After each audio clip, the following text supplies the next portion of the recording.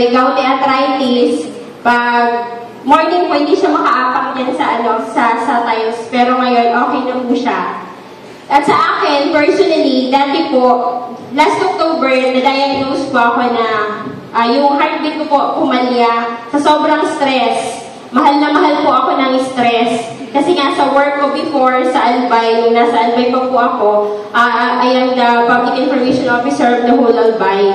Grabe po yung stress sa trabaho ko. So, nasobrahan na feeling ko, bata pa ako, hindi ako magkakasakit and yet, yun po, yung heart ko nagka-problema. Yung normal rate niya na instead na 70 to 80, nag-40 po, kaya bumabagsak na lang ako bigla sa formation. One time po last June, nag-collapse ako. Then, nawala po ako ng heartbeat at pulse rate for 10 minutes. 10 minutes po bago nila ako na-revive. Yung doktor po namin sa infirmary, gusto na akong kuryentihin kasi feeling niya raw patay na ako.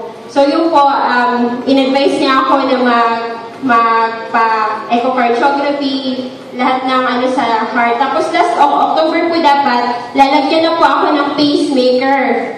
Bibiyakin ako yung heart ko, lalagyan ng pacemaker. Sabi ko, wala pa po akong 250,000. Dok, baka po pwedeng December na lang.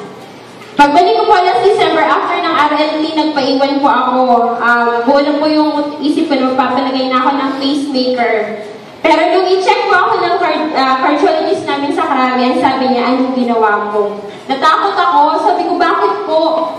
Wala na, normal na, okay ka na. So yun po.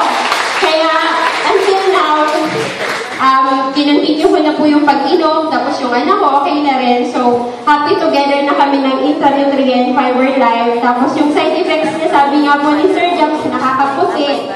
Ayun po, obvious naman siguro. Thank you!